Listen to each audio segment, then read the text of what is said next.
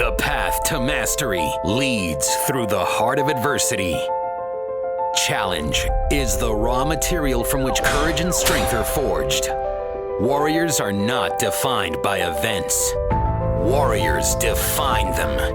Warriors conquer themselves before all else. Warriors are relentless in their service to others. Join us as we open our hearts and hone our minds to a razor's edge. It doesn't matter how slow you go, only that you do not stop. Your time is now. And now your host, Jason McKenzie.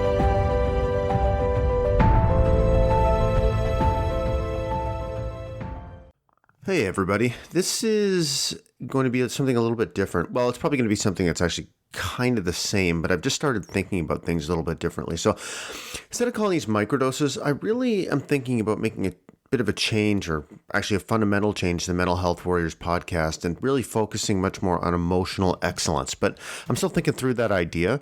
But stay tuned for an announcement I would expect pretty soon. So I've been really going down the rabbit hole on this concept, and it's something I want to explore a lot more. But regardless, where am I going with this? Oh yeah, so I wanted to get into the idea of those moments that we all have when we are confronted with the fact that the idea or the concepts that we've been spouting and just repeating for a long time, when you really realize you don't know what you're talking about and how to handle that. Because I've come to the point where I feel like that is a glorious experience when that happens. And that is radically different from the way I would have looked at that in the past, which is much more... I would have been embarrassed. I would have doubled down. So I have an opinion. Somebody challenges me about it, and challenging in a constructive way. It doesn't have to be some kind of challenge to, aggressive type of challenge. But if an idea, somebody challenges it. And then what I would have done in the past was I would have been really doubled down on the certainty that my idea was right, and really been trying to convince the other person to see my point of view. And so... I've really changed that, and it really makes oh my God, I can't believe how many times I said really in that last 15 seconds. But it makes it so much easier to learn, right? Because I have found, and I continue to find, that my learning happens during conversations with people. It happens between one-on-one or group dialogue, and it happens in the moment. And we always talk about in the mastermind about how meaning is made in conversation. And I literally feel like, putting a number on it, I guess, is kind of pointless, but regardless, I'm going to do it. So I really think 95% of the learning that I have had in the past few years has happened during conversations with people. And it's, two ideas, creating an environment where two people can talk openly and exchanging ideas and thinking about their ideas in the context of your ideas, your beliefs, listening to their experiences, how they help shape their ideas, and how their ideas help them look at the world, and comparing them and meshing them together and all that stuff. That's when some fucking magic happens, right?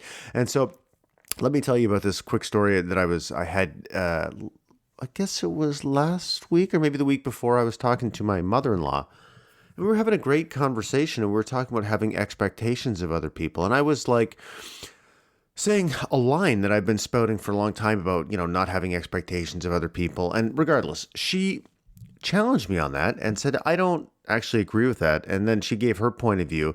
And then I immediately started trying to convince her about my point of view, until I realized that, and I actually stopped in the middle of the conversation. I said, God, I actually don't think I know what I'm talking about on this issue. And it was this awesome moment to realize that I've been, spouting a line that sounded good, but I didn't fully, and it may make sense, but I don't fully understand it enough to be able to defend it, right? So, so it caused this, it gave us the opportunity to have this really cool conversation about the ideas, and I felt like I understood them more. But it took me being able to realize that, man, I actually don't understand this concept at all.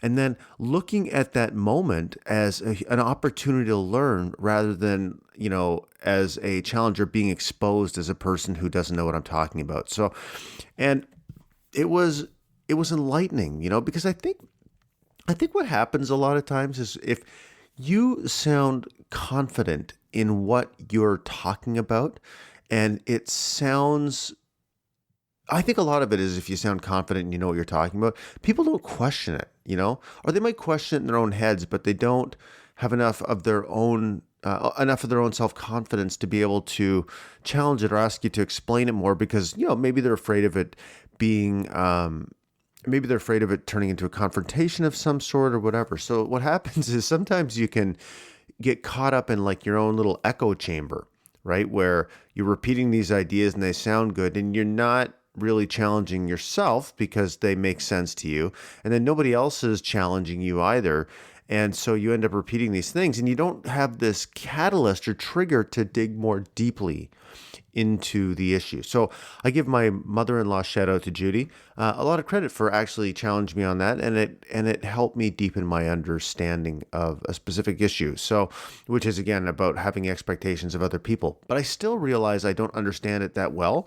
So it's something I need to think about more. But I think how this ties into the idea of emotional excellence, which I'm really thinking about is, high levels of self-awareness, self-mastery, and consistently finding opportunities to selflessly serve other people.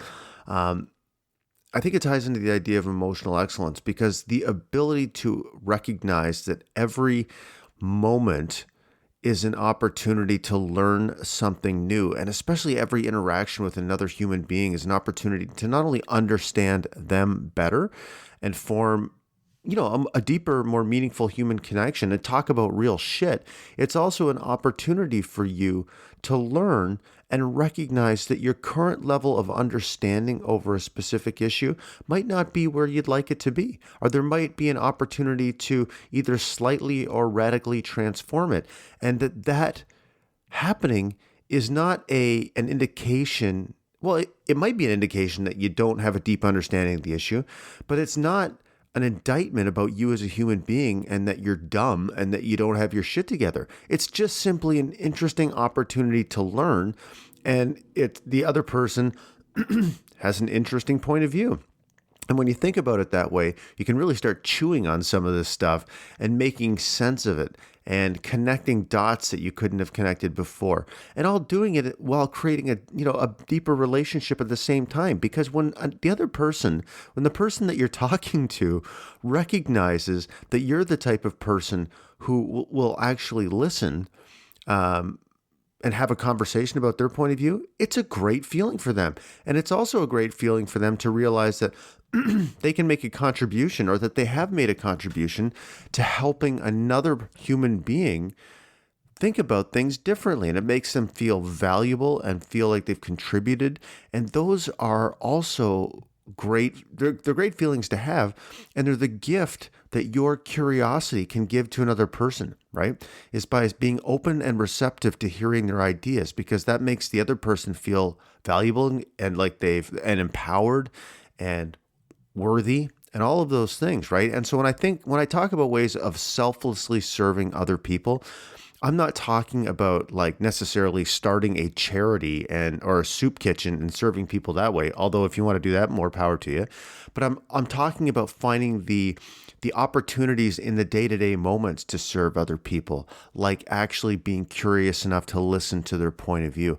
When you start looking for opportunities to serve at that level, at that, maybe more micro level than some giant project, that's when you really start to get some traction. And that's when you start to see opportunities to serve other people everywhere. So anyways, that's kind of, I guess that's really all I have to say about the issue, is that emotional excellence is built in each moment. And that if you fundamentally choose to look at the world in a way from the perspective of curiosity and the perspective that every interaction is an opportunity to deepen your knowledge, either through helping you better understand an issue and sometimes fundamentally transforming your view on an issue altogether.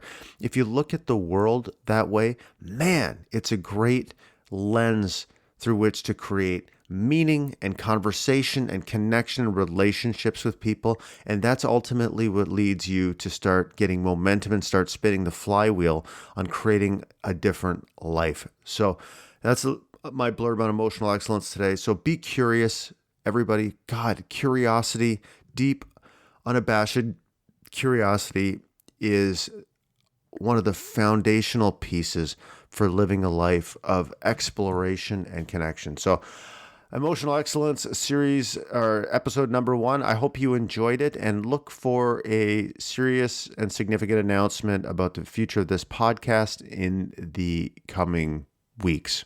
Could be days, could be weeks. Depends how quickly I get my shit together. All right, guys, thanks a lot.